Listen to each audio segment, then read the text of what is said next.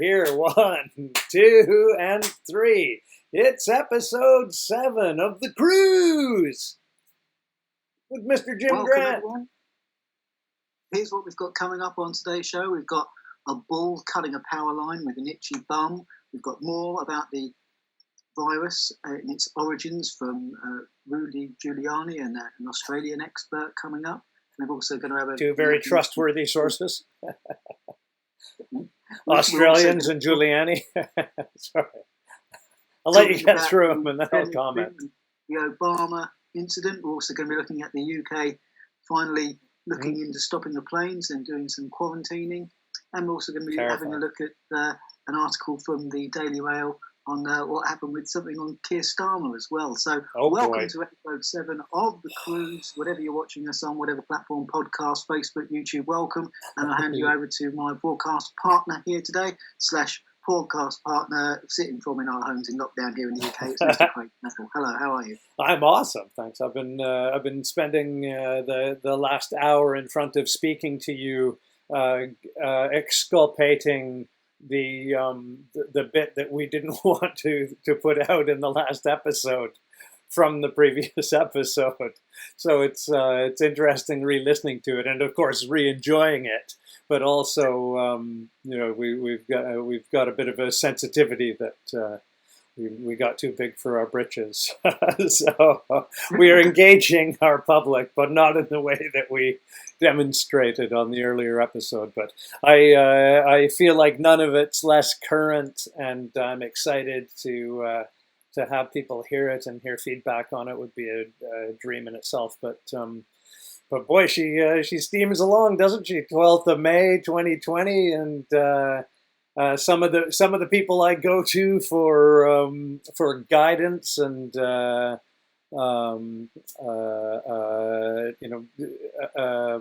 influence in times of global strife and need, they've started to go a bit biblical. So, what? Is it Sunday? What's going on here? So I think something that was making me howl earlier, Jim, was there's a crossover between, in the most obscure way, if you've heard or followed the Judy Mikovits internal story. I don't know if you've followed any of that, but it's quite a curious set of peculiarities that she experiences, if you're to believe what she experienced, in a way that you would like a Snowden or a Manning or an Assange, or things that we really don't know much about other than what we think.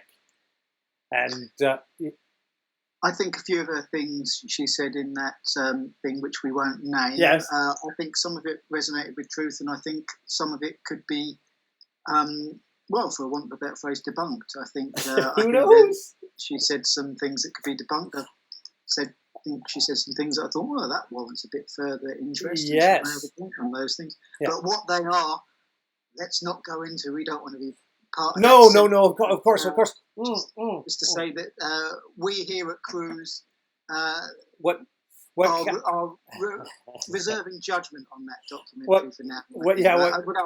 I certainly am. It made some interesting points. It made some ones which I think, I don't think that holds up under deeper scrutiny. So, well, but, of course, as we know, all voices deserve airing, which is, and if there's any difficulties, they could always go to court. That would be interesting to see their experiences if there's anything in it that shouldn't be played or is not, for public viewing, then it should be like outed and like taken apart for the great affront to humanity that it must be, because it's if it's that dangerous. But regardless, the tendril of that experience that's now in the public domain, part of it was a tiny escape, a little deception escape that took place to get into what was referred to as a Boston whaler, Jim.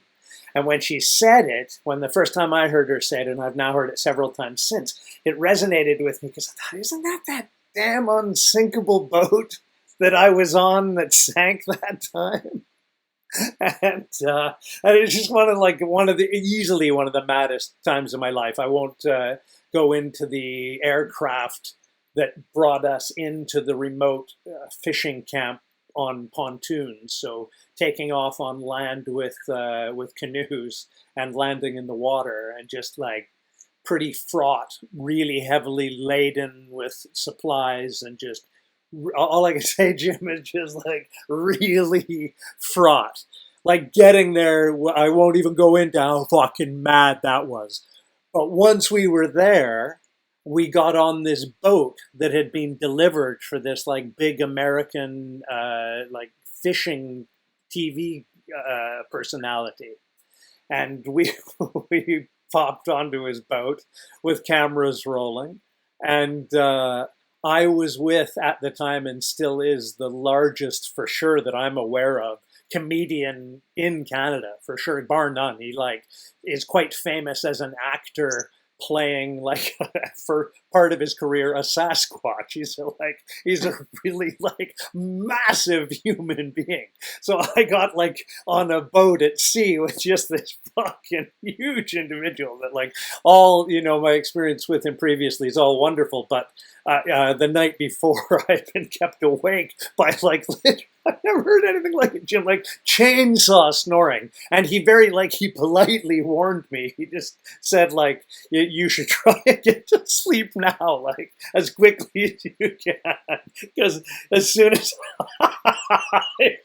he just really plain and straight with me. He said, as soon as I close my eyes, it's just like catastrophic, right? Like literally just like timber rattling, sleep apnea, a big man that just coughing and sputtering and making like ridiculous noises. So that, was the night before, and we hop onto this boat, and as we're like, we're out like way further than out of the harbor, into like, open passes, getting into bigger straits, so like bigger water on the ocean, and I started to notice that in the little like cavity that I was standing in near the captain, or like below the captain,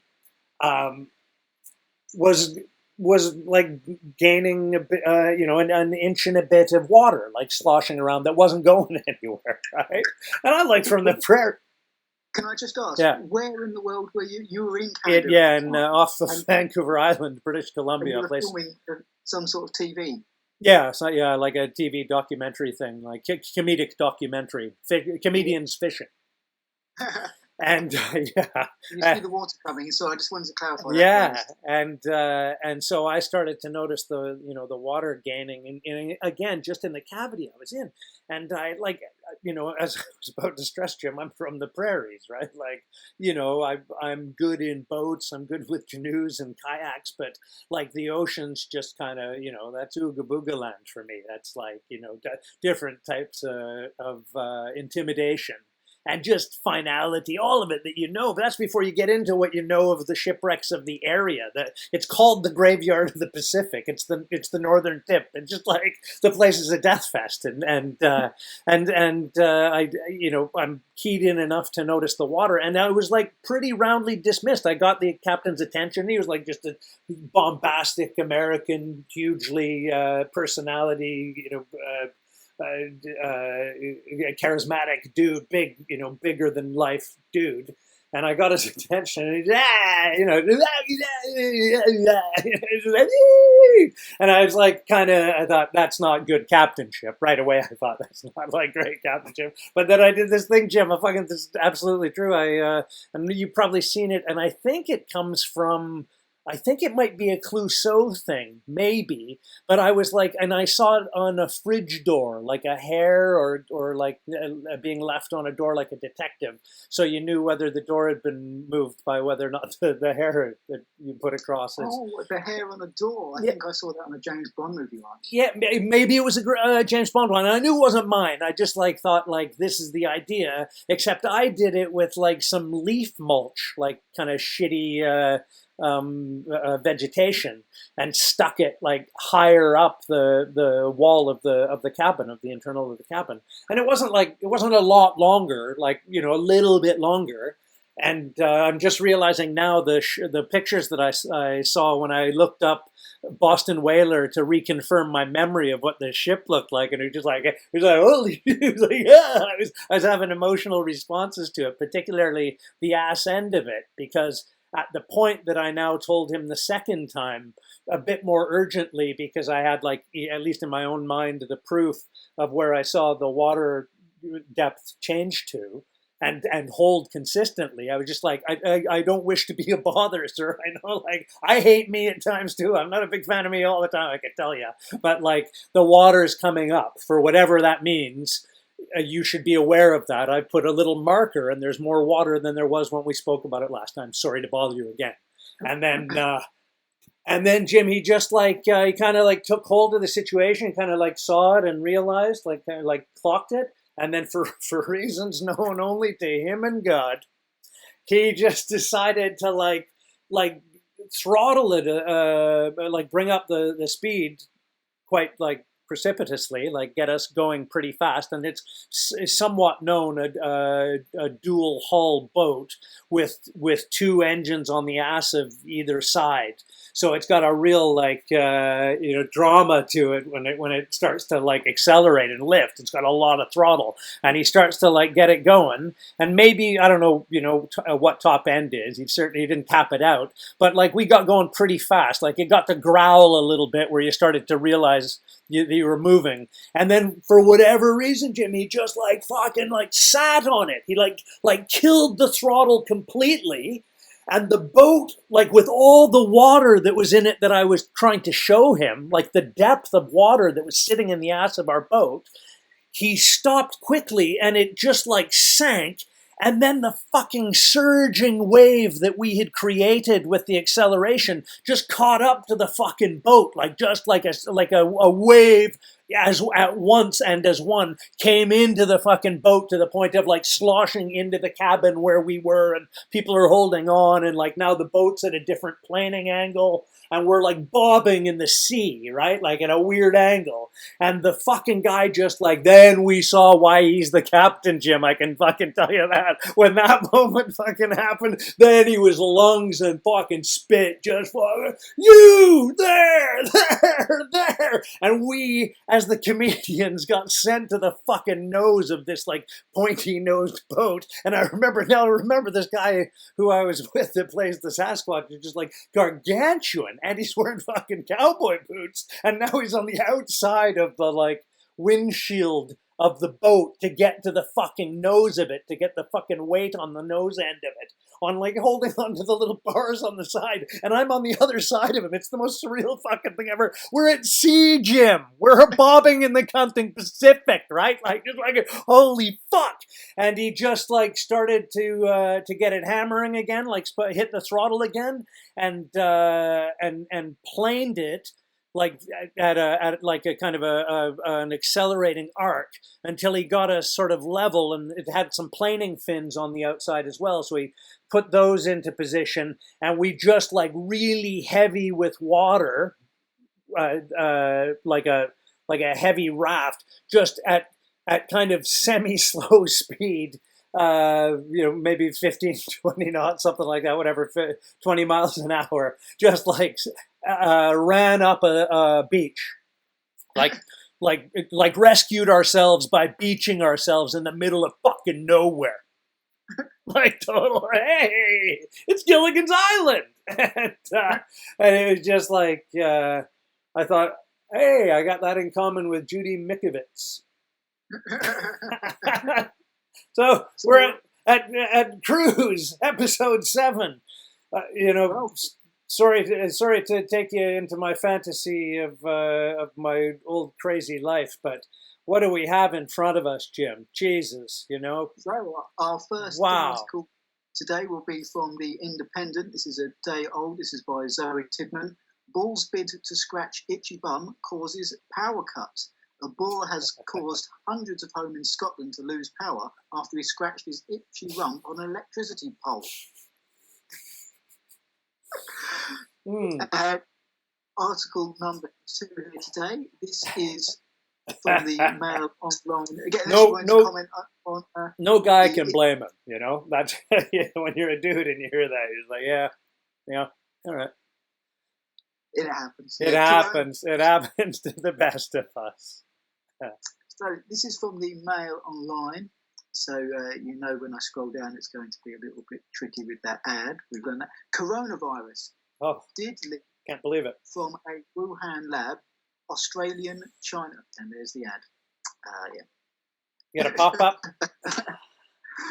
Australian China expert claims as he details why wildlife wet market theory doesn't stack up and accuses Beijing of a cover-up. Chinese scientists published paper saying the market doesn't even sell the bats. Wuhan Institute of Virology believed to be the only plausible source of the virus. Index case believed to be a female employee of the BSL-4- lab. I believe that means it's a top security lab, I think, but feel free to check it up. Like everything we say, we're just comedians. Now disappeared. If that. Cell phone data analysis allegedly shows the lab suddenly shut down in October. Medical and scientific community increasingly suspicious of the Wuhan lab. Inserted sequence of nucleotides in the RNA strand could not be mutation. This is by Alison Beveridge for the Daily Mail Australia. That's the 10th of May. I do believe, Craig, we covered. I was going to say about 6 weeks ago on our second podcast entitled Episode 2, The Coronavirus, The Uncomfortable Evidence. And then every episode since then, in some way or shape or form. Horrible. Horrible. Yeah. Some people are probably thinking we're doing repeats or something. Horrible. The reason I say that is there still seems to be some people out there that actually dismiss it as a possibility. I mean, well, I can see the reticence. 100%. Sorry, Jim. I can see the reticence to not want to drum for war with those who are using some of this evidence as a casus belli, as they call it, for at least sanctions and further. So I can understand not wanting to be on the side of the bully or appear to be, and with that. But it's counter scientific, isn't it? To think otherwise. The reasons that these people are giving that it's a manufactured biological element or virus is given by them.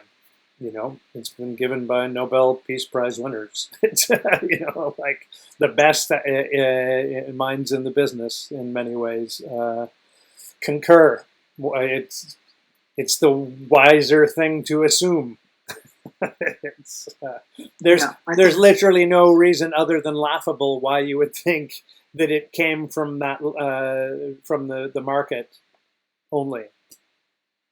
Yeah, I mean the jury's still out. Nothing's 100% certain, but I think anyone that's out there going, but all the evidence. Oh, that's just crazy. There's no evidence out there now. Yeah. I think they might want to go and take a look at the fact that there is evidence out there. We're not saying it did for sure, but I think to dismiss it with ridicule is now not a good idea based on the evidence that's funny, out isn't it? there. Yeah. But people persist. And especially, you can add up with this article as well. This is from the 10th of May. This is by the New York Post by Mark Moore. China pressured WHO to delay global coronavirus warning report. Chinese President Xi Jinping pressured the director of the World Health Organization in January to hold off the issuing a global warning about the coronavirus outbreak, according to a report in a German newspaper.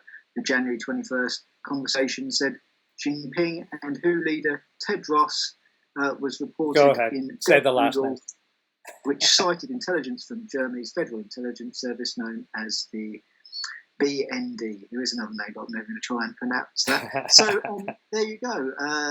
Didn't they say early on as well, no human-to-human transmission as well? So this sounds like they're, as we thought at the time, they're more and more a picture of what seemed to happen in those early days seems to be forming, Mr. Campbell. Yeah.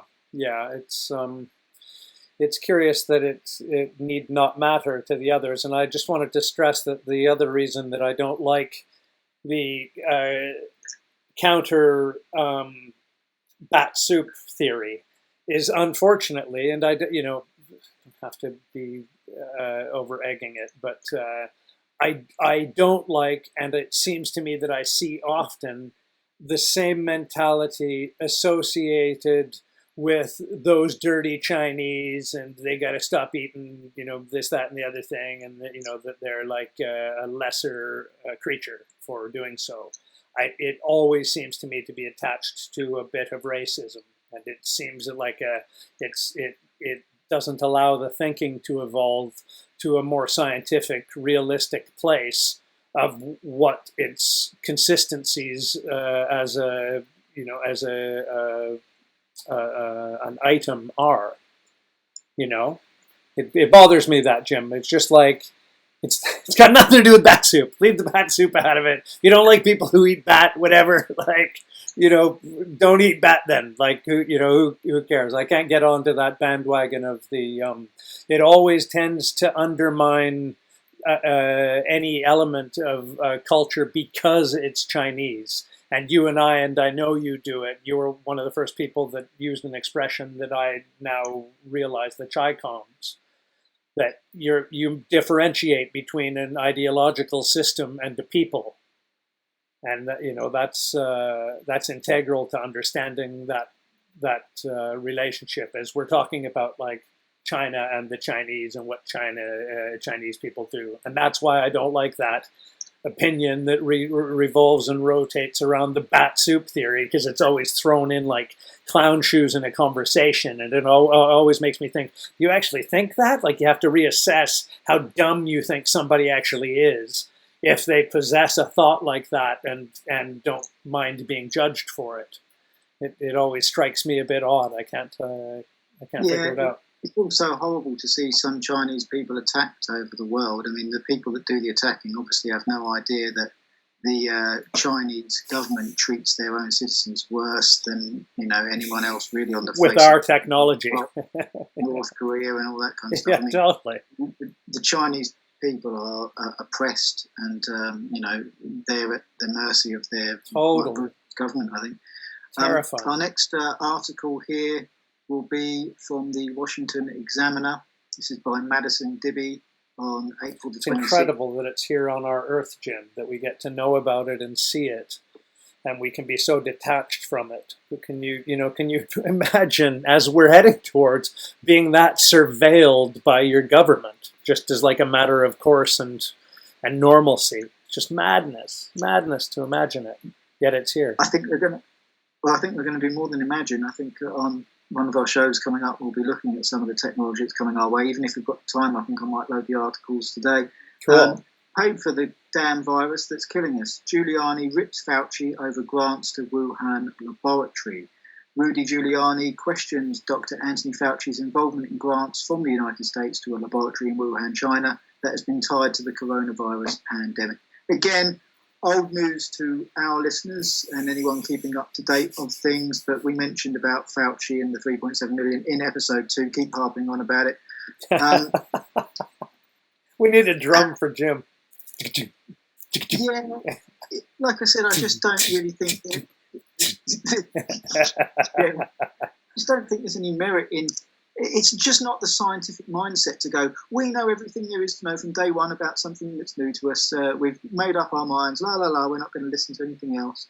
And I think that can be said on both sides of the argument. Sure. You need to always just keep an open mind. Totally. And listen to things and, make up your own mind, look at the new data. You don't want to be the sort of people that, asking for Copernicus to be kept in his house. You want to be asking questions. Actually, on the subject of asking questions, saying we always think at the end of a podcast, like a comedian goes at the end of a gig going, could have used that line instead. Yeah. I just wanted to say that the last podcast, when we were talking about the nurses doing the TikTok video with the fake corpse and everything like that, and the fact I didn't like it, I just wanted to point out that I was in no way calling for someone's art to be banned. Just because I don't like it, I shouldn't watch it. So that's as far as it goes. They have every right to do something that an art form that people don't like, and we've got every right. As absolutely, I fight to the death their right to express that, for sure.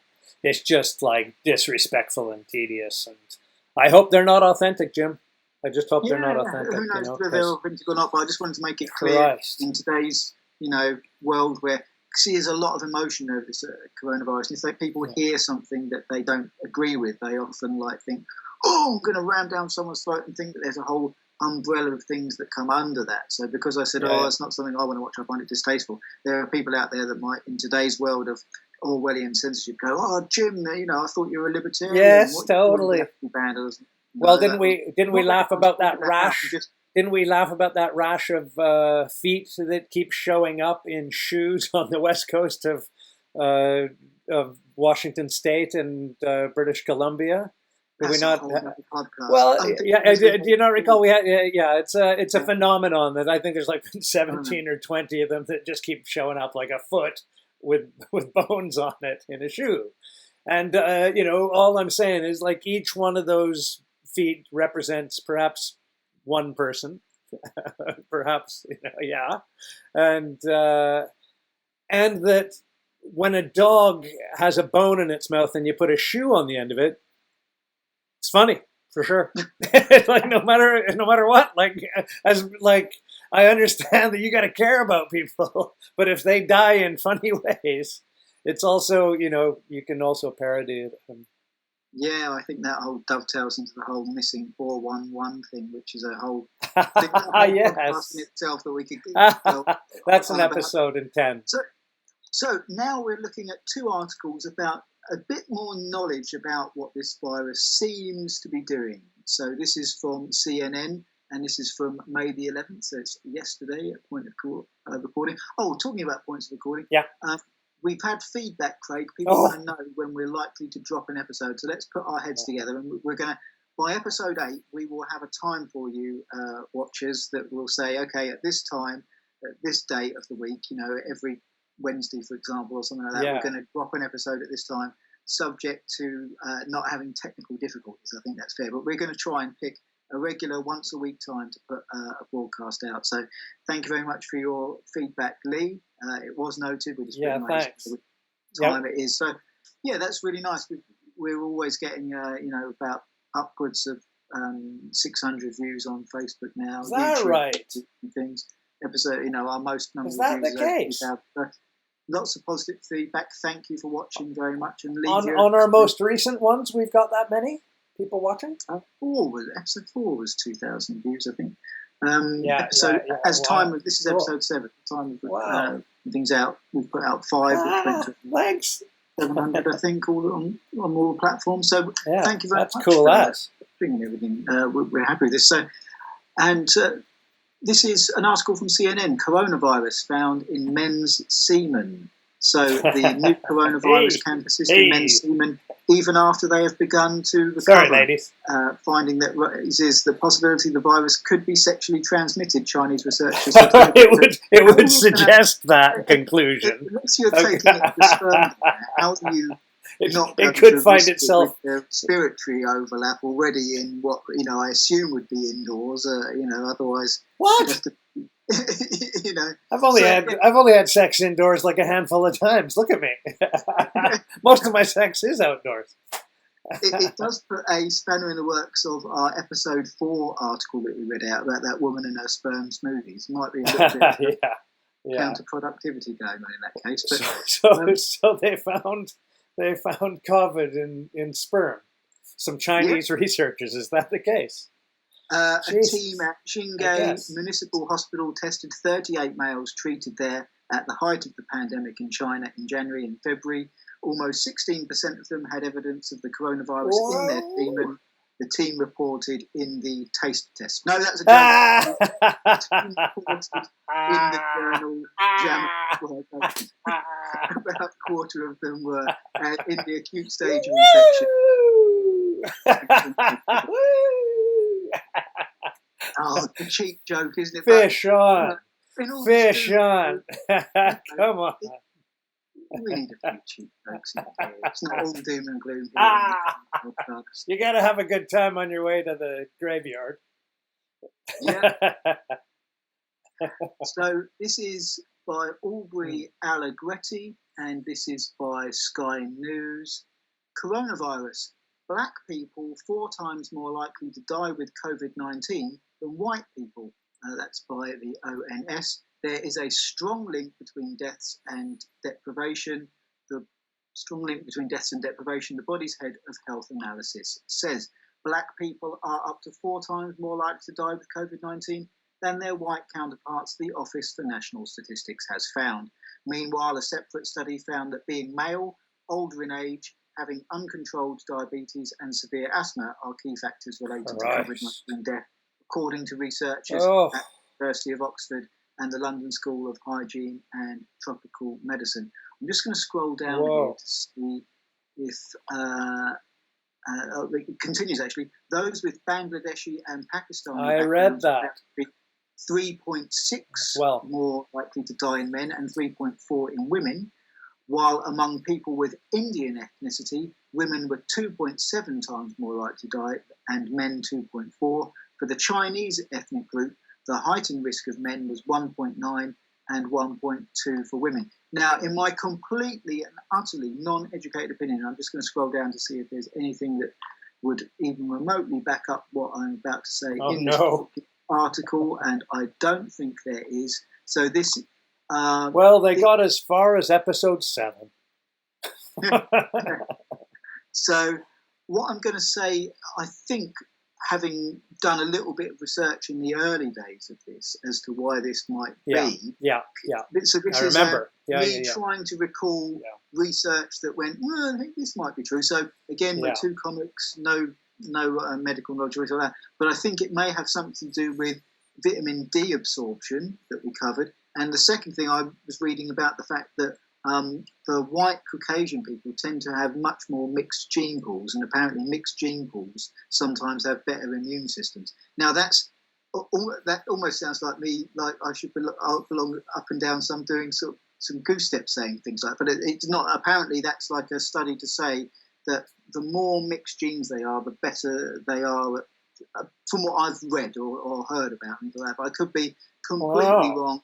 And but those were just 2 theories, 2 utterly speculative theories going out. But vitamin D and do your own research up there.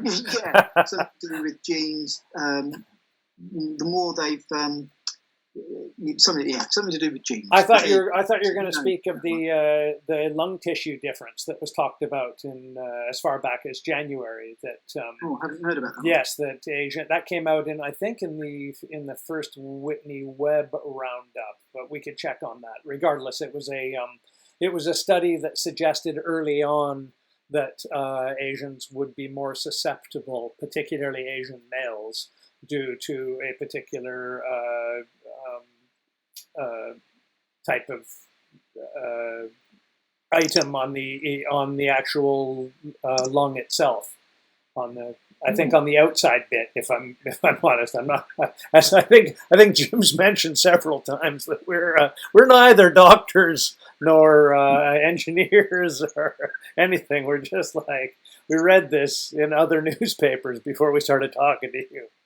But regardless, the susceptibility was thought to be higher in different races that early. But I think that one was left at the time inconclusive. But it was quite a jolt because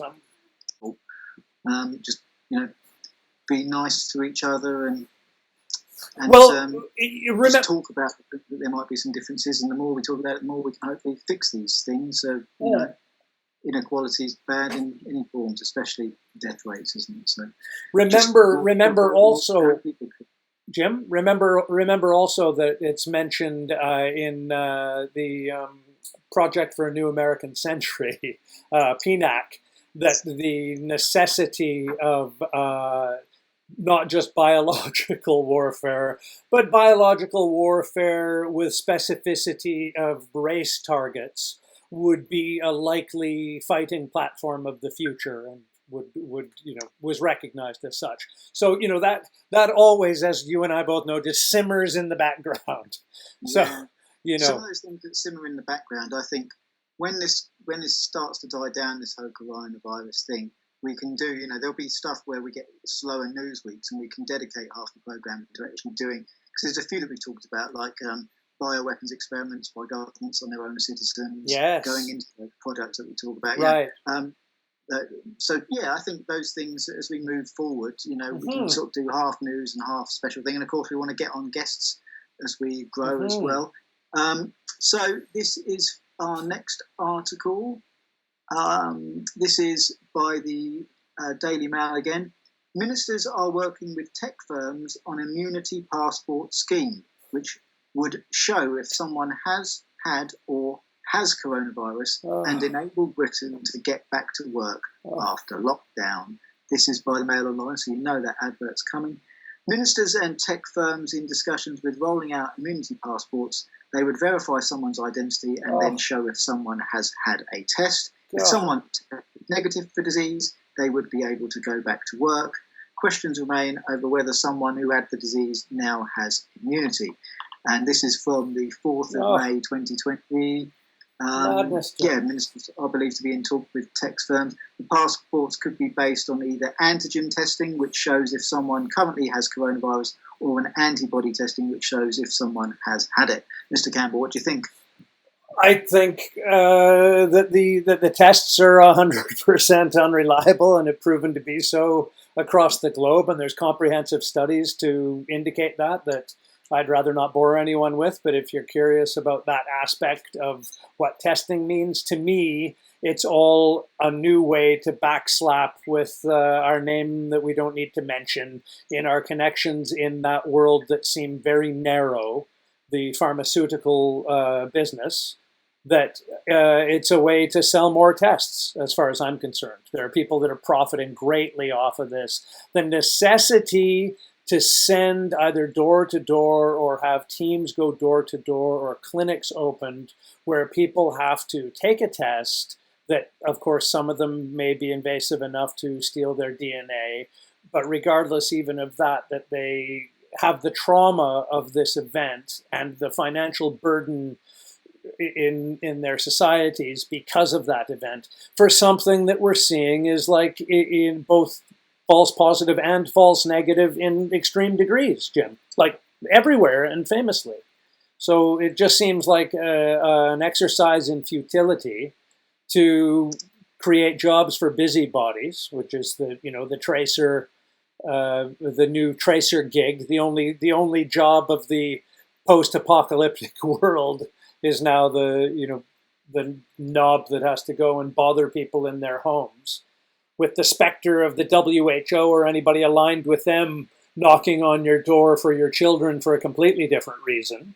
You're into a very spooky time on Earth. They're ramping up, as they say, Jim. I would have to say on the back of that. I think on one of our previous podcasts, we definitely covered that the tests in the early days were faulty, and then on one of our podcasts we did only a couple of weeks ago, we mentioned the Tanzania guy, the president, as well, off the top of my head, showing that just a fiction. Fruit and animals were testing for the coronavirus, which made him think about the how effective these tests were. Speaking of the tests, this is by the Telegraph. 50,000 coronavirus tests secretly flown to the US after UK lab issues. The Department of Health admitted last night that the samples were sent last week. This is on May the 9th by Christopher Hope. Britain has been secretly flying tens of thousands coronavirus tests to America as it struggles to lift the daily testing rate over 100,000 a day in the UK. The Sunday Telegraph can disclose. Wow. The Department of Health last night admitted that 50,000 test samples were sent to the US last week as problems were reported in laboratories in the UK. The samples were airlifted across the Atlantic in charter flights from Stansted Airport. It's incredible. We're living in a mad machine world. It's technocracy gone mad, Jim. We've let the lab-coated wild weirdos be in charge. We've let Frankenstein's monster loose in the lab, and now everybody's listening for it for advice. We've turned to the monster for our daily affairs. It couldn't be more sinister. You see, as I saw today, Aldous Huxley quote. I'll read it to you now. Do you want to hear it? Yeah, go for it. Yeah, it's pretty ridiculous, but it seemed to resonate. It's just It's just the mood of the era. It's not very well lit, so I'll make it a bit bigger here. Well, while you do that, this can be the article that we come back to while you're just bringing that up. This is opening a new can of worms. Trump claims Obama committed biggest political crime in American history. What is Obamagate and why is Trump so worked up about it? Donald Trump continued to fume over the Russia investigation on Sunday, more than a year after Special Counsel Robert Mueller filed his report without recommending charges against the president, but only 3 days after the Justice Department said it would drop its case against Michael Flynn, Trump's first national security advisor. So we'll return to that article. Have you got the Aldous Huxley? And appropriately, yeah. How do you say his first name? Aldous, I believe. Aldous Huxley. What a great name. There will be, in the next generation or so, a pharmacological method of making people love their servitude and producing dictatorship without tears, so to speak. Producing a kind of painless concentration camp for entire society so that people will in fact have their liberties taken away from them, but will rather enjoy it, because they will be distracted from any desire to rebel by propaganda or brainwashing, or brainwashing enhanced by pharmacological methods. And this seems to be the final revolution. Aldous Huxley. Yeah, people should go and... the author of Brave New World, wasn't he? It wasn't, yes. He wrote, wasn't his father Julian? It was Aldous Huxley, wasn't it? The book. But go and read Brave New World. It's an interesting read. Is it? And just more articles Terrifying. On this subject of Mueller, the Mueller investigation and the Obamagate pendulum shift. His handling of the Michael Flynn case. Not the FBI's job to see what they can get away with. That's by Joshua Nelson on Fox News. Oopsie-daisies. It's Jesus. So the FBI is not in charge of hiring and firing directors of national intelligence. It's not their job to see what they can get away with, as Jim Comey said to the giggling gaggle of liberals when he was doing that Q&A, Gowdy told Hannity, reinforcing an interview Comey did with MSNBC in 2017 when he admitted ignoring protocol by sending agents to the White House to interview Flynn. So Gowdy's a Republican himself, but it all seems to be kicking off over there in States. Yeah.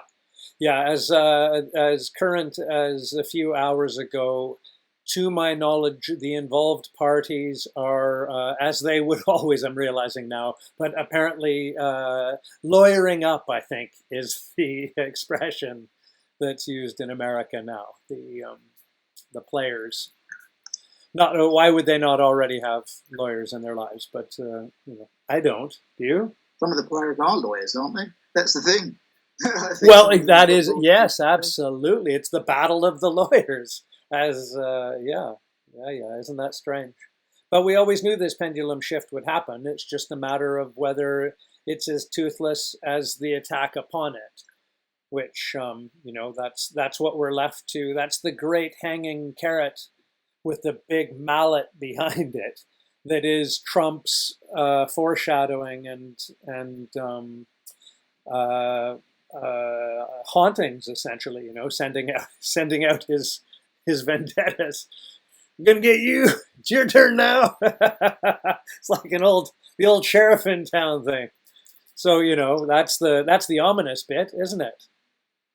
But it looks like these vendettas are legitimate. It seems he has been on the receiving end, and his advisors have been on the receiving end of a bit of that's naughty stick. That's the vendetta bit. That's the taste of the succour of revenge, which is of course already best served cold and now can't be served that way at all. So it's we're in very curious times, aren't we, Jim? It's and I think this could be one of the guys in his crosshairs as well. This is by the New York Post. This is by Lee Smith on the 8th of May. Adam Schiff lied about the Trump investigation and the media let him. Last week, Acting Director of National Intelligence Richard Grenell forced Democratic Congressman Adam Schiff's hand. If the chairman of the House Intelligence Committee did not release the transcript of 53 interviews with the committee's Russia collusion investigations, then he'd do it himself. the transcripts, many of them were nearly 3 years old, were declassified and ready for public viewing since June. Yes, it doesn't sound like this whole Russia thing had any legs. That didn't turn out too good for him then, I guess. Yeah, and we weren't necessarily even fans of Trump. We were just looking at it going, that doesn't really... It's just priceless. It seems to be coming back and biting. I saw a political cartoon, Jim, that had Schiff like being fired out of a cannon, but obviously it was towards a fan. The Schiff was going to hit the fan, and they had him looking sufficiently out of his skin regarding it. It's just it's true political theater, isn't it? It's incredible that they were able to hold such empty apparatus as legitimate to discuss in public. It's phenomenal. They just had nothing. You've seen all of the vignettes where people are brought through this same process that's led to the involved parties admitting that they've never ever seen any evidence. None of them. You see one after the other just go, oh, I always thought that somebody just had some wild thing that had, Trump in a threesome with Putin somewhere or whatever their, fantasy was that was the linchpin, the thing that Schiff is now being pyloried for actually saying existed. So he wasn't just using the veiled threat of the potential of the existence of, he's, using the definitive, which led to, how much strife around the world. I don't know if anymore, Jim, it means that we were lucky because America didn't have as much time to inflict itself on everybody, or if we're now, in the opposite's true, that because of this entire political waste of time, what do they call it? A nothing burger. It's almost like an elongated filibuster. It's just like having nothing else on the agenda, but it's a famous, you and I both know about it. It's a mental illness. It's, Russia. And from moment one, it was threadbare. It was known to be threadbare. You knew your hero and mine, William Binney, debunked that. Yeah. That was an arrow through the heart of any theory behind that. So all of this is just like, it's incredible. And I'm sure you're the same way. I've also got time on my hands to see what kind of character Mueller was before the whole thing started. And he's just like, he's the muckiest dirty fish that you can ever want to like bother turning over rocks at the beach to try and catch like a hint of, because there's all kinds of protection of pedophilia and not pedophilia, the creation of pedophilic materials, and aside from his involvement in the anthrax attacks post 9/11, there's a million reasons to think that Mueller is like not there to get nothing done. Like, this ain't a get things done guy, unless you're like completely up to your eyeballs in kiddie porn. Then like he's your man. And that's that's a terrifying speaking of Keir Starmer, it's just like, actually, funny how that dovetails together. I wanted to make mention, Jim, that as well, and I've seen spoken out loud, you may have, over the last few days, they have now openly said that Johnson is coercing the British public to be in their homes. In fact, like creating an atmosphere of amplified fear. Like, it's been revealed now. That's big news. We should be talking about that today for sure. That, if you wonder what SAGE has been up to, and the reason why we're not allowed to hear bits of it is because the meetings that have been revealed just show that they're a propaganda outfit that's there to like put up a horror film to keep people in medical line. It's terrifying. It's terrifying to even say that out loud and know what I just said, Jim. But that's where we're at right now, and Johnson's, making sure that people are shit scared is the reason that they don't want to open up, not because their science doesn't fit reality anymore. Well, speaking of Keir Starmer, and we will be talking into this aspect as well. Sorry, Keir. We were talking about online. it. So the subject turned, and then your name came up. Sorry. Yeah, that wouldn't be a natural friend of Labour by any means. This is one Mail Line. He's only in it for the photo op. Sir Keir Starmer under fire after he is caught asking camera crew, "Have you got what you need?" while taking part in national clap for NHS. This is by Kate Dunnett on the 7th of May. New Labour leader Sir Keir Starmer has been accused of clapping for the cameras by Twitter users. Sir Keir stopped the NHS appreciation clap outside the House abruptly after the 1 minute ended. Twitter users claim that Sir Keir was taking part in the NHS national clap only for the photo opportunity. And he was... Now, I know... What else is it? A knighted lawyer is going to speak for the working class, but also, what do you expect him to do after the 1 minute ends? That's what I mean. Is he going to continue by himself? I mean, I think that might be a little hard. I thought, you know what I mean? But, I thought that was a little bit harsh, but I'm not totally invented. I just thought, what would you expect him to do? Or might you employ, Jim, the totally appropriate phrase of "Did you get what you wanted?" You know, that also works. Did you get what was the actual quote? Did you get what you needed? Have you got what you need? Have you got what you need? Yeah, that doesn't sound good. Extracting their bit of flesh from him. Perfect. Yeah, there plenty of times that time is money. Taken out of context. But at the end of the day, if he's done it for the whole minute, this Brill cream doesn't pay for itself. But I still find it difficult to believe that a knighted lord is now going to speak for the working class of the Labour Party. It just doesn't really seem to.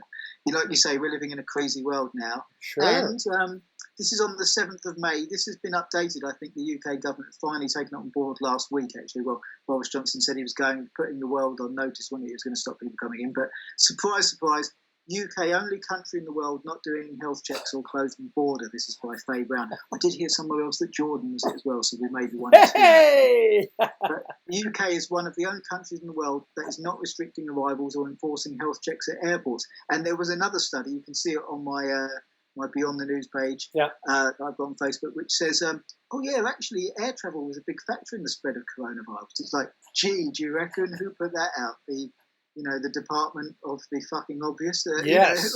Shocking. Yeah, I mean, wow. In an airplane?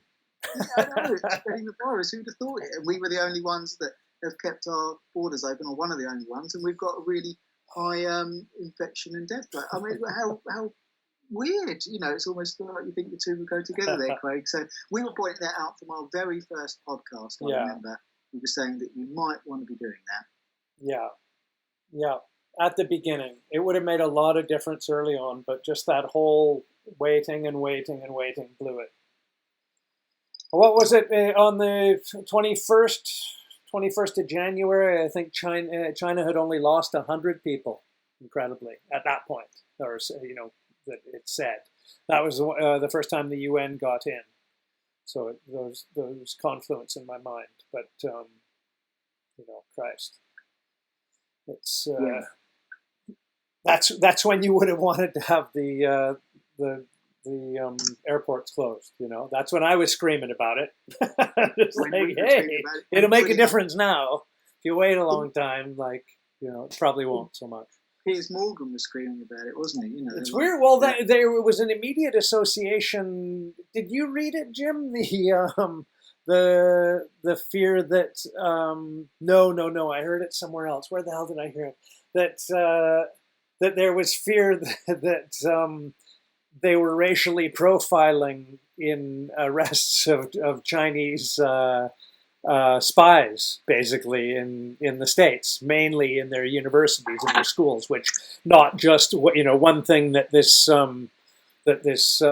medical scandal, if it's also that as well as an epidemic, has revealed is the espionage involved in American universities and North American universities, global universities, with the military wing of the Communist Party of China. So that's going on, and there's quite a few already high-profile arrests, which are going to happen with Saudi nationals also, and in fact have happened with Saudi nationals to a tremendous degree. A huge number of them have escaped justice in America. So there's all kinds of like races and nationalities represented in the diaspora of who is spying on America, who isn't spying on America. But they were worried that the arrests of Chinese spies had a racial element to them. Yeah, totally. Integral, like entirely integral to the investigation is that we're looking for a Chinese person right now.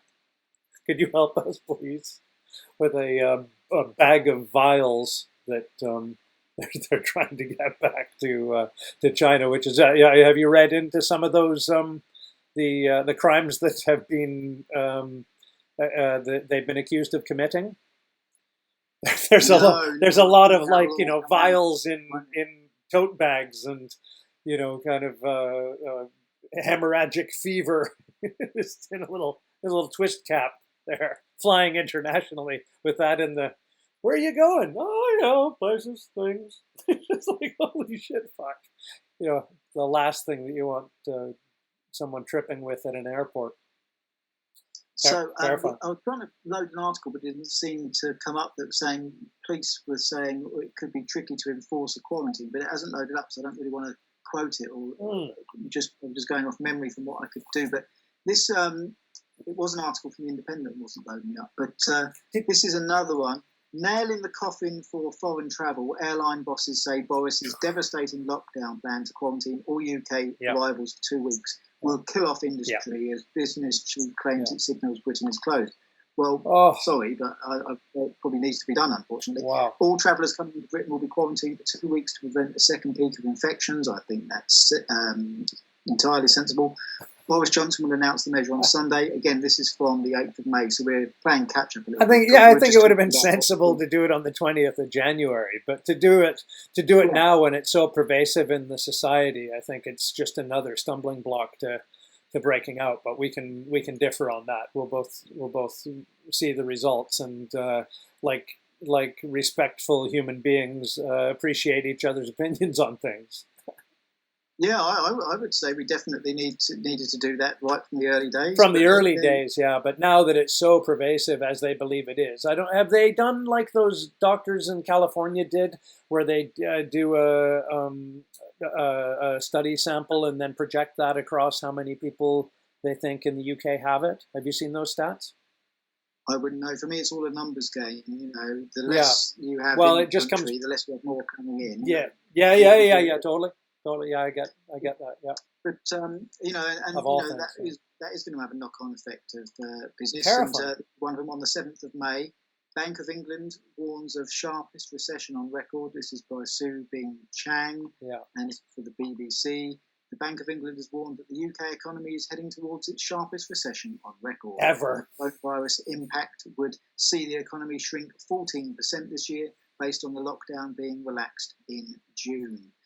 Scenarios drawn up by the bank to illustrate the economic impact said COVID-19 was dramatically reducing jobs and incomes in the UK.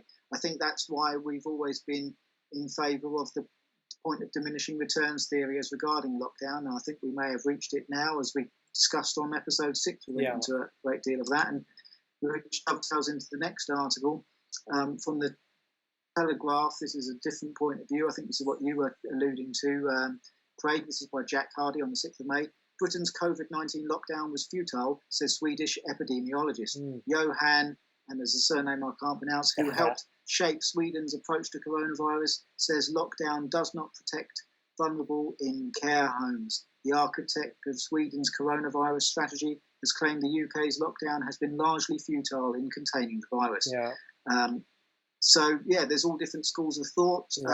The science can say that Sweden did do things a different way, so it's all about, in hindsight, being able to check the numbers, and hindsight's a wonderful thing. But there is certainly that Swedish model to say that they didn't have a total breakdown of society and overrun of the healthcare system. but they didn't lock down. So there is different schools Yeah, of thought. part of why I feel the way I do, Jim, as well, is because you, as well as I and everybody, knows that they didn't do a very good job in the UK. One of your issues with it is the lack of, shutting down of the airports. They've really kept fluid avenues of contagious behavior open to the public. And they've kept a large part of the public still functioning in a way that, we've been able to go grocery shopping. Most people have. Other people have been able to, go out and get their food. You go and get click and collect food. So you're still interacting with human beings who are putting things into your car, and they've had to touch your products, and they're in bags that they've touched, and you're bringing those into your house. Essentially, from a contagion point of view, the UK has done a spectacularly poor job of containing anything that you and I, again, both know that, in the early days, the expectation was that it had a contagion rate of 80%. If you met, 5 people, 4 of them would get the illness, odds are. It was highly, highly contagious. That's one of the things that's most touted about it. So the idea that the UK, with the airports open and the tubes running and the tubes busy and packed and major, major places of contact, that everybody who was going to get it doesn't have it already is a really hard argument to imagine isn't the case. Personally, just because there's already schools of thought that are just come on, if you were going to get it, you're going to get it. They know, they did the one thing that they were trying not to do, is let it get into care homes. They let it actually attack the people most vulnerable to it, in spending all the time worrying about what we had in our shopping baskets and not being able to go to the beach. The people who actually needed the majority of the PPE and the majority of the attention from the state and from private holders, they were the main ones being neglected in all of this crazy madness of expenditure and a much ado about nothing. It's been said before, Jim, it has to be repeated. There's a reason why it's never been experimented to keep those who aren't ill as the ones who are locked down. It's utterly madness. It's never been experimented on humans before. We've now done it, and it was a massive error of judgment. Just we're still waiting, as you know, Jim, what's coming with the suicide rates, with the heart disease, with the cancers that are now built up like a blunderbuss of ill health that's sitting below the surface and people don't know is there. The number of people who have died at home because the angina that they thought was angina was actually a heart attack a week ago. All of these things are having to be calculated in the lockdown strategy, which people seem unwilling to do. And this is, backing up your point, and we appreciate that there are different points of view on this. This is by Chris Totally. Pleasance from the... I respect your right to have a different point of view on that. Yeah, the Mail Online. I'm not saying I disagree with you. I'm just saying there's going to be lots of people listening to the podcast that do, and I bet. We respect everyone's point of view, and that's the beauty of free speech. We should all come across it. You only learn by debating, really. You don't learn from echo chambering. Totally. So, Swedish COVID-19 expert says other Scandinavian countries will be hit just as badly when they lift restrictions, and New Zealand faces decades of quarantining foreigners if they wipe virus out. Swedish expert Johan, again the guy whose name I can't pronounce, believes coronavirus lockdowns are futile. That means strict measures are only delaying mass infection, not preventing it. He defended Sweden's lockdown-free strategy, saying that other countries will catch up with its case and death tolls, whether they went into lockdown or not. Sweden, former top virus expert, has launched a blistering defence of the country's coronavirus strategy, saying that lockdowns are merely delaying an inevitable surge in cases and death, not preventing it. So that sounds like he went along with the original Boris Johnson model, really. Yes. Well, that's why I again argue it, Jim, because that's what's happened, isn't it? That's what's happened. That they went for the herd immunity. Everybody spooked when they started to discuss with each other what herd immunity meant, and then it was applied to Ferguson's model that then brought up the astronomical 500,000 deaths potential because of how many people were said to potentially be getting it, right? That was all part of that same nexus that ramped up the fear. And now we're in this, utter crazy place where we're not appreciating, I think, as that doctor goes on to say, how important it is for the kids to be interacting with each other and passing each other the colds and the flus and all of their, childhood illnesses as they go. That's like, it's at least brought the discussion how integral our immune systems are to our survival, to a public, a public forum. I guess it has that going for it. And the alternative seems to be getting more difficult to police, according to Daniel Sheridan from the Yorkshire Post. Yeah. Policing coronavirus has become impossible. West Yorkshire Police Federation chairman says now public must now police itself. Policing the coronavirus epidemic has become impossible after Sunday's announcement, the chairman of the West Yorkshire Police Federation said. He said, this is an article from yesterday, Monday, the 11th of May. Prime Minister Boris Johnson has announced changes to the UK lockdown restrictions by allowing unlimited exercise. In his speech to the nation on Sunday, the May 10th, Mr Johnson announced changes to the exercise once per day. So, the police, that's an interesting... So the police are recommending that we live out a living version of the film The Lives of Others. That's basically they want the pre-Berlin Wall fall. What was it, Jim, in East Germany? The number of people involved in spying and say again? Stasi. Yeah. What were the numbers like? No, but the numbers of the general public that were involved in spy rings for the government was like, I think it was like 4/5 of humanity was involved in like espionage to some degree, just to keep themselves fed and watered, essentially. Just hideous, just like. So that's what the local constabulary thinks is probably a good idea to apply here, because they don't got enough dudes to go around and tell you that you said an offensive poem online. This is from the Telegraph, the 10th of May. Is the chilling truth that the decision to impose lockdown was based on crude mathematical guesswork? This is by Matt Ridley and David Davis. Professor Neil Ferguson of Imperial College stepped back from the SAID group advising Minister when his lockdown-busting romantic trysts were exposed. Perhaps he should have been dropped off for a more consequential misstep. Details of the model his team built to predict the epidemic are emerging, and they are not pretty. In the respective words of 4 experienced modelers, the code is deeply riddled with bugs. A fairly arbitrary Health Robinson machine has huge blocks of code, bad practice, and is quite possibly the worst production code I have ever seen. And apparently, according to the Telegraph. And did I say it on? Did I say it on air last time? I don't know what sort of like ramifications this gives me, but I think he's a spy. There, I said it out loud. It's my opinion. I think he's a spy. It's just like there's no reason why there should be scientific or anything to do with science associated with Neil Ferguson. In terms of anything to do with his professional life, that's the only reason I know to have engaged him outside of the latest like salacious details of. And I didn't think it was going to be, what was it, busting?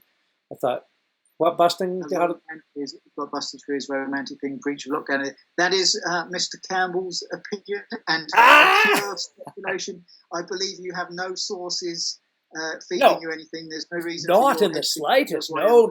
I just think the magnitude of the times that he's been spectacularly wrong.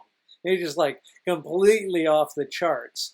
That you have to wonder why successive governments have returned to this font of horseshit to get their like most intimate scientific details both created and assessed or affirmed.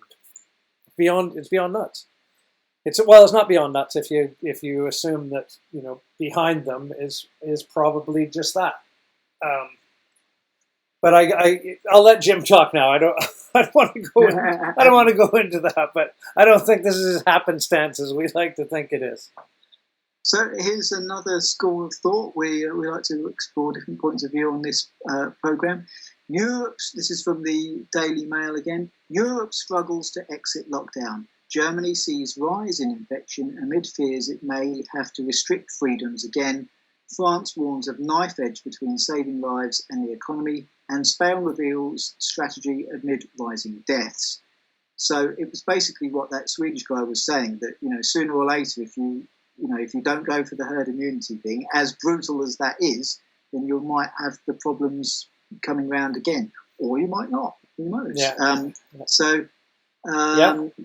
And remember, Germany Jim, has been rise in its coronavirus infection rate after becoming one of the first countries in Europe to start easing lockdown measures as the continent battles its way back to a sense of normality, Mr. Campbell. But remember what normality is. Remember back to normality regarding the economy. The economy was fucking shit. The economy was like not the only economy that suffered through this is the Yanks. The Yanks were the only engine, essentially, cooking along, maybe outside of China, ironically. But how were things in France? They were burning the place down every Saturday. Are you kidding? Like it's been a knife edge in France for people to live above the poverty level, which is part of the impetus between why they were behind why they were burning their own country down. As far as I know. Similar applies, does it not, to Spain for sure? Spain's not been in any way, an economic powerhouse. I'm not an economist, as you'd imagine, as well, and I get that. But like to try and forward that prior to being locked in our homes, that economies were just like cooking along and everybody had a lot of dough in their pockets. That's just a fucking fiction. The world has been in a pretty shit recession outside of the States when they started outproducing Saudi Arabia with what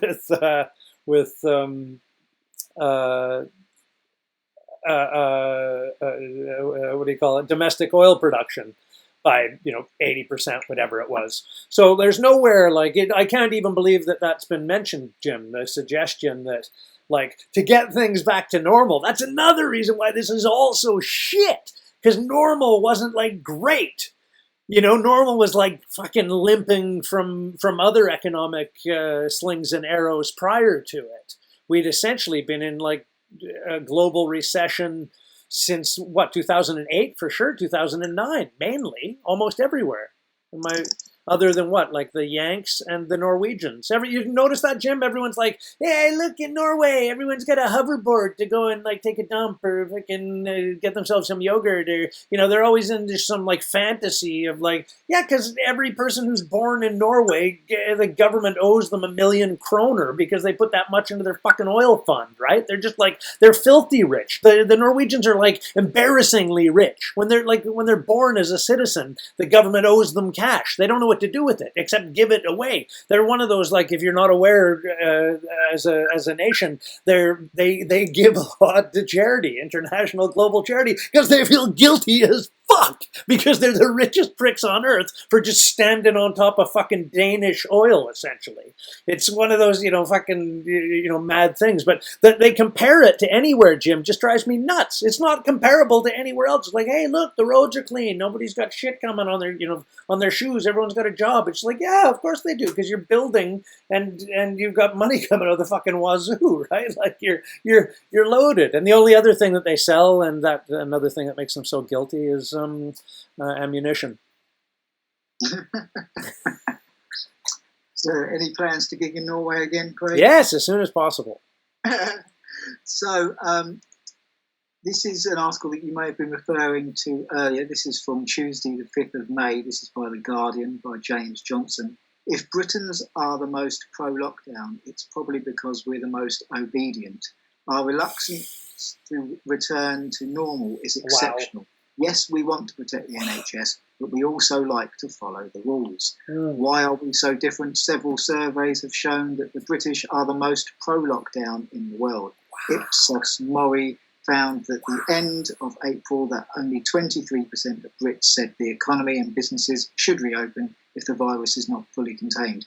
This number is much lower than in other countries, all at varying stages and levels of intensity in the outbreak. Just over a third of Americans, the majority of Italians, 58% of Chinese, and 6 in 10 Russians. So that goes to show what you were saying earlier, Craig, really. Just love it. I just love it. They hate being on a train in each other's armpits. It's really revealed how much Brits, love space. It's really amplified that Brit psyche to fucking not see people.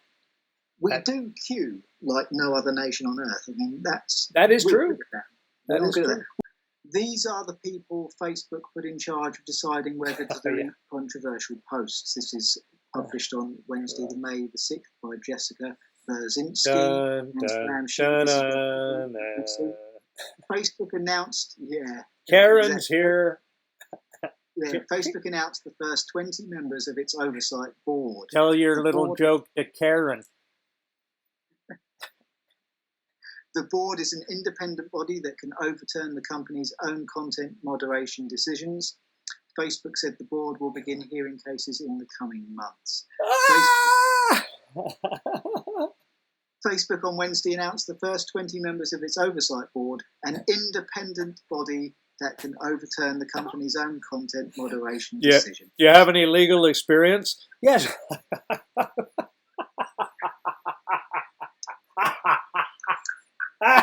Sorry. Yes, I was a judge.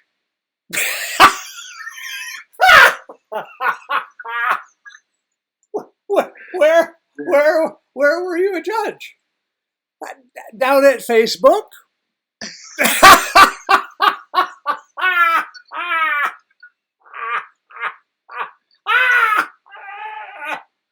Holy shit.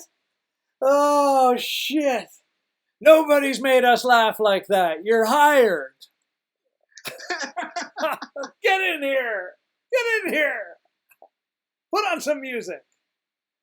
The oversight board will govern appeals from Facebook and Instagram users and questions from Facebook itself. Wow. Although admitted, it will have to pick and choose which content moderation cases to take due to the sheer volume of them. So independent, but it's going to pick and choose some of the cases. You know, there's a reason that we have a prosecution and a defence in this country. Is that, you know, not every issue can be one-sided. You know, if you show someone a coin, a 50p coin, someone's going to see a head, someone's going to be a tail. Neither people are lying, they're just seeing things from different perspectives. And that's why you need to hear both sides of the argument on every single thing, rather than perhaps the moderation team going, well, we'll look at it, you know, from our point of view, and then we'll look at it again from our point of view. So, you know, prosecution, defence, fair trial. And, you know, to anyone that says this is a private company, yes, it is. And I do get that, and they're not obligated to give us anything. However, I think its share price is going to know in the next 10 years if it starts to continue to be not a form of free speech that it was once. You know, people go onto that social media for their free expressions. So I think if Facebook starts to go down this road, it's dead. Facebook is dead. It's dead. It's a dead platform. It's got no chance. It's never going to resurrect. Yeah, and I think the share price will cotton on to that at some point coming up. God willing. And you have to remember, anytime you're talking anything about Facebook, that is just Facebook. And we just lost our Skype connection, but it was in time. It was almost nature's way of telling us that it's time to wrap up this 7th episode of the podcast. We'd like to thank you all for joining us. There's a few things that you could do. Please, if you're looking at this on Facebook, click the like section to our cruise page. If you're looking at this on YouTube, please subscribe. And if you liked the content, please share it on your wall, because it really does make a big difference in getting out to people. And if you want to leave any comments for us or any articles that you'd like to discuss, like the page on Facebook and tag us in them, and I'll look along them. So thank you very much for watching. Whatever time you decided to click play, please like, please share, and moving forward, we've decided on our time, haven't we? We're going to try and go for Thursday at 6 p.m. A new episode will be uploaded to Facebook, and Thursday at 9 p.m. that episode will be uploaded to YouTube. That's what we're going to try and do moving forward, and that's UK time. Thursday, 6 p.m. Facebook, UK time Facebook, and 9 p.m. UK time on YouTube. So thank you very much for watching, and that is a shout out to Lee. He asked that question. So we do pay attention to what people that comment on our site do. We're glad to have you listening. We're very grateful for it. And any closing comments, Mr. Campbell, on episode 7? No, that's just awesome. Can't wait for episode 8, and see you then. Thanks for coming back. Thank you very much. Cheers.